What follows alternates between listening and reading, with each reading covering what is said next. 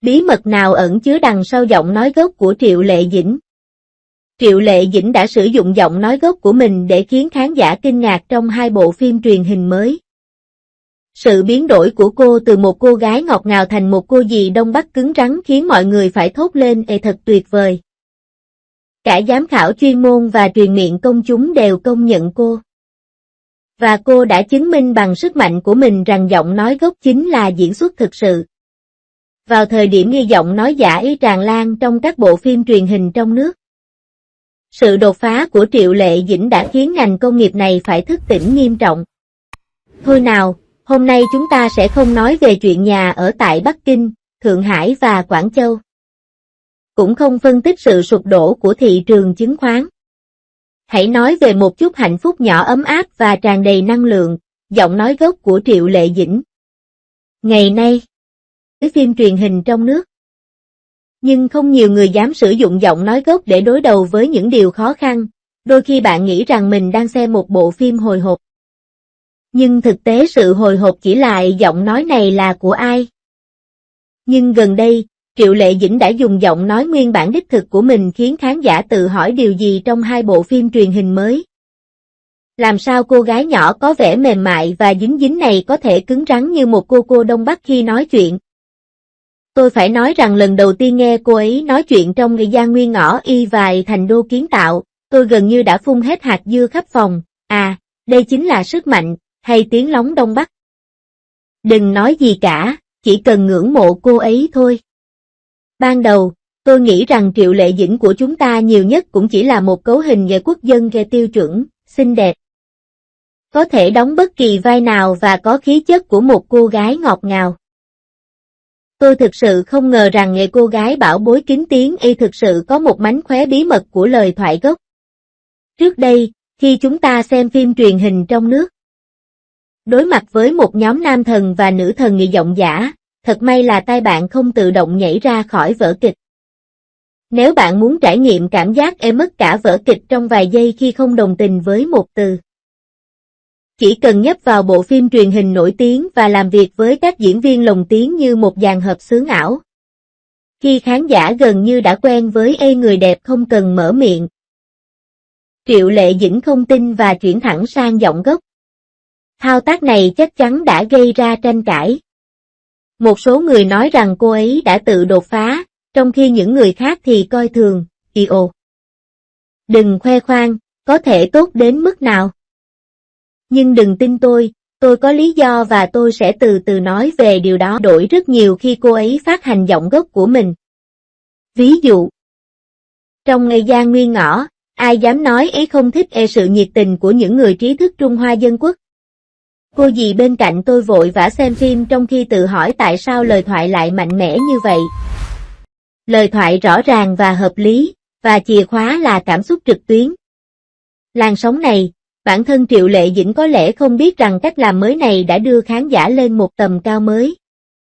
Nhưng bạn nghĩ cả thế giới sẽ tin sao? Thật sự có những đối thủ đang chờ để bắt lỗi, lời thoại phải khớp với cốt truyện, cần gì phải dùng giọng gốc? Tại sao phim truyền hình trong nước lại có nhiều giọng giả như vậy? Lý do rất đơn giản. Lời thoại của nhiều diễn viên không đạt chuẩn, đội cấp cứu chỉ có thể nhờ đến các bậc thầy lồng tiếng. Theo thời gian, lời thoại gốc đã trở thành một chiến thắng. Ai dám lên sân khấu trước tiên đều phải tỏ lòng thành kính với tổ tiên, giống như các cô ở chợ rau Đông Bắc chen hàng để mua hàng hời. Chỉ có lòng dũng cảm thôi là không đủ.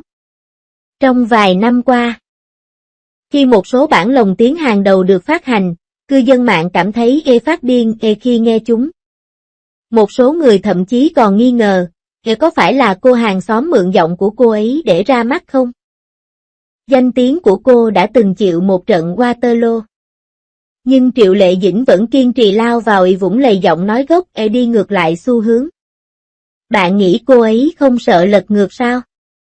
Nói thẳng ra, cô ấy không phải là người mới vào nghề. Sự hung dữ này không hề mất đi kể từ bạn có biết vài gió thổi nửa mùa hè hay thậm chí là trước đó. Từ chuyên nghiệp là báu vật hiếm có đối với nhiều nghệ sĩ giao thông, và đó là tiêu. Chúng ta hãy xem khán giả nói gì về các cô ở Giang Tô, Chiết Giang và Thượng Hải. Những người nhiệt tình đến mức như tranh giành thức ăn. Khi Tiểu Triệu mở miệng, tôi cảm thấy như mình đã du hành trở lại Trung Hoa Dân Quốc. Ngay cả mì cũng thơm hơn. Ông chú Bắc Kinh nói bằng giọng Bắc Kinh, đừng nói vậy.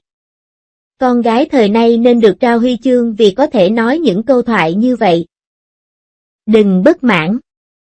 Bất kể tuổi tác hay khu vực nào. Mọi người đều bị thuyết phục bởi giọng điệu của cô ấy. Đừng quên 2 chiếc cúp nặng ký, giải Phi Thiên và giải Kim Ưng. Nữ diễn viên chính xuất sắc nhất kép không phải là chuyện đùa. Các giám khảo chuyên môn nói hay được, danh tiếng của công chúng cũng theo sau thơm, tốt hơn nhiều so với sự cường điệu thuần túy. Những người phản đối vẫn không muốn.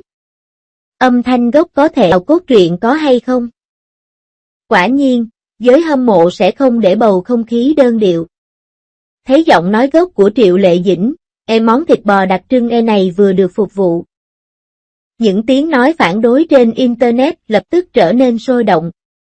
Những người tự nhận mình là xương sống cao mày phân tích, đẹp thì có gì sai?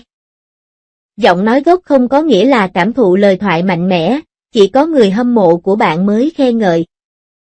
Một cư dân mạng đăng bài, diễn viên ít trước đây nói hay hơn. Nhưng anh ấy không được ưa chuộng như vậy. Đây là thủ đô khen ngợi mọi người. Những người khác bình luận gay gắt, bây giờ quá dễ để tạo ra thần tượng. Nghệ sĩ già nào ngày xưa không có giới hạn lời thoại của riêng mình. Trong một thời gian, lĩnh vực dư luận giống như chảo của Stringer. Những người không khen cô ấy, còn những người khen quá nhiều thì bị cho lại ca ngợi đến chết. Thành thật mà nói, đây thực sự là hoạt động thường lệ của xã hội chúng ta. Ai nổi tiếng thì được khen, ai nổi tiếng thì bị chỉ trích. Dù sao đi nữa, nếu họ không nổi tiếng, thậm chí không ai quan tâm đến cuộc thảo luận. Nhưng hãy tự hỏi, khó khăn trong việc khớp lời thoại với giọng gốc là gì? Các đạo diễn trong ngành đều nói rằng dễ giải quyết khuôn mặt ném kịch tính. Nhưng giải quyết khuôn mặt ném giọng nói lại là một vấn đề chí mạng. Nói theo cách chạm đến trái tim khán giả còn khó hơn là khóc như mẹ chồng. Bản thân Triệu Lệ Dĩnh không phải là thiên tài lồng tiếng bẩm sinh, cô cũng học được điều đó bằng cách chăm chỉ. Cô ấy nói dễ như trở bàn tay, nhưng thực ra cô ấy đã bỏ rất nhiều công sức vào đó. Trong sự bình tĩnh sâu voi. Phim truyền hình trong nước có dễ sản sinh ra diễn viên như Triệu Lệ Dĩnh dám dùng giọng gốc để thổi bùng sân khấu không? Có bao nhiêu người mới muốn học, nhưng ngày nào cũng bị những lời đồn đại như giọng quá quê mùa, lời thoại nhàm chán y gạt phăng. Đây là một xô súp lẩu, trông có vẻ sinh động. Nhưng bên dưới vẫn còn rất nhiều dầu lạnh. Đúng lúc kẻ săn sao thì vài kiểm soát cốt truyện đang đấu đá nhau trên Internet. Một đoạn video về lời thoại gốc của Triệu Lệ Dĩnh trong cuộc đối đầu tại tòa án bất ngờ lan truyền trên Internet. Các thẩm phán thân mến, công lý không nên bị chất vấn. Chỉ trong vài giây, hàng loạt lời chỉ trích đã tràn ngập chết tiệt. Tuyệt vời. Đây là diễn xuất. Trong nháy mắt, những nghi ngờ như bị dội một chậu nước lạnh, khu vực bình luận gay gắt ban đầu đã bị đặt xuống. Cô theo cách khép kín. Thú vị hơn nữa là một diễn viên lồng tiếng đã để lại lời nhắn trong kèn trumpet, Lý Dĩnh của anh có cướp mất công việc của anh không? Có thể thấy, con đường hoang dã ghê của Triệu Lệ Dĩnh đã càn quét cả ngành và trực tiếp lao vào lòng mọi người. Nhìn lại con đường sự nghiệp của Triệu Lệ Dĩnh. Đừng nhìn vào tính cách nữ tính chiếm hết sự chú ý của cô, mỗi con đường cô đi đều là một khúc xương cứng mà cô tự gặm nhấm. Từ một đứa trẻ nhà quê đến quá trình làm việc chăm chỉ để trở thành nữ diễn viên xuất sắc nhất, có con đường tắt nào. Những năm đầu quay phim, phương ngữ Đông Bắc đã được đổi thành tiếng quan thoại. Và lời thoại đều đều và chính xác cho đến ngày nay, đó là sản phẩm của sự chăm chỉ và tài năng. Trước đây, những người phụ nữ hào hiệp, những cô gái làng quê và những thiếu nữ thành thị đến và đi một cách tự do. Bây giờ, nghiệp sư ở Tây Nam đang kéo những giọng nói gốc. Mỗi lần cô ấy trở lại, cô ấy đang làm mới giới hạn hoạt động của ngành. Sự bùng nổ của những câu thoại gốc của Triệu Lệ Dĩnh là lời nhắc nhở cho ngành giải trí rằng việc dựa vào lồng tiếng để kiếm sống là được, nhưng nếu bạn thực sự muốn tiến hóa, bạn vẫn phải khôi phục lại màu sắc thực sự của mình. Khán giả không mua gói lồng tiếng, mà mua cảm xúc thực sự của diễn viên. Khi Giang Nguyên Lộ và Thành Đô kiến tạo ra mắt, ngay cả fan lồng tiếng cũng thấy khó hiểu, sao mình thấy giọng cô gái này cảm động hơn nhỉ? Ai mà ngờ được khi mọi người nổi tiếng thì cũng có vấn đề phát sinh. Ngành này bắt đầu bàn tán về dòng giọng gốc quan trọng, nhưng một khi thành trào lưu thì có gây áp lực quá lớn cho diễn viên trẻ không? Tiếng nói chỉ trích vang lên, có người lẩm bẩm. Diễn xuất tốt là diễn xuất tốt, nhưng ngành lồng tiếng phải làm sao? Trong một thời gian, diễn viên và giáo viên lồng tiếng trở thành anh em bất công, các bạn cướp mất tác phẩm của tôi thúc giục các bạn cải thiện, mỗi người đều có nỗi lo riêng. Một số khán giả cũng phàn nàn. Nếu ai cũng theo giọng gốc thì khán giả có ăn được sống không? Nếu có quá nhiều giọng Đông Bắc, cư dân mạng miền Nam Trung Quốc có thể chỉ nghe mà không thấy chán. Sự bối rối tương tự cũng không phải là chưa từng có trong lịch sử. Nhìn lại những bộ phim truyền hình Hồng Kông cũ, chúng rất thịnh hành vào những năm 1990, nhưng khi đến phần lồng tiếng quan thoại, bầu không khí dường như luôn có một máy tạo tiếng vang, và không thể khuấy động được tình cảm. Về bản chất, ngành công nghiệp điện ảnh và truyền hình Trung Quốc còn lâu mới hình thành được một trình độ đọc hiểu lời thoại cân bằng cho tất cả mọi người. Của Triệu Lệ Dĩnh có thể trở nên phổ biến bao nhiêu lần. Một tiếng nói trong ngành tin rằng sớm muộn gì nó cũng sẽ là một hiện tượng nhất thời.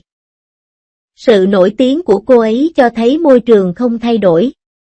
Khi âm lượng kết thúc, khán giả sẽ lại chán ngán, và lồng tiếng vẫn sẽ được ưa chuộng. Sự khác biệt thậm chí còn sâu sắc hơn. Một số hy vọng rằng các câu thoại giọng nói gốc sẽ trở thành xu hướng chính, trong khi những người khác cầu nguyện rằng sự thay đổi giọng nói quốc dân sẽ không trở thành một khối lượng nội bộ. Ngay cả cư dân mạng cũng nói đùa rằng, nếu tiếng quan thoại của một diễn viên không đạt tiêu chuẩn trong một vài năm, liệu họ có được khuyên nên đổi việc không? Triệu Lệ Dĩnh vội vã với mì thịt bò lồng tiếng gốc, nhưng khán giả và ngành công nghiệp lo lắng liệu đây có phải là khởi đầu tốt hay là một sự tiến hóa mới của ngành giải trí. Nếu chúng ta chỉ học những điều cơ bản, bỏ qua vai diễn và theo đuổi gió lại bị dẫn vào bẫy không? Bạn khen ngợi giọng nói gốc của Triệu Lệ Dĩnh. Và nếu tôi không nói vài câu tương lai của ngành điện ảnh và truyền hình phụ thuộc vào bạn, tôi có thể bị buộc tội là không biết hàng. Nhưng hãy suy nghĩ kỹ xem.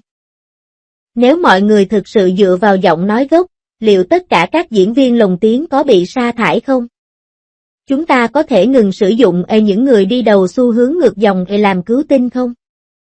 Rõ ràng đó là công việc của diễn viên, nhưng bây giờ việc tìm thấy một người có thể nói trôi chảy lời thoại cũng hiếm như tìm đậu phụ thủ công ở chợ rau. Điều trớ trêu nhất là gì? Một số người đã từng phàn nàn về những lời nói tệ hại của diễn viên mỗi ngày, nhưng hôm nay họ lại khen ngợi giọng nói gốc lên tận trời.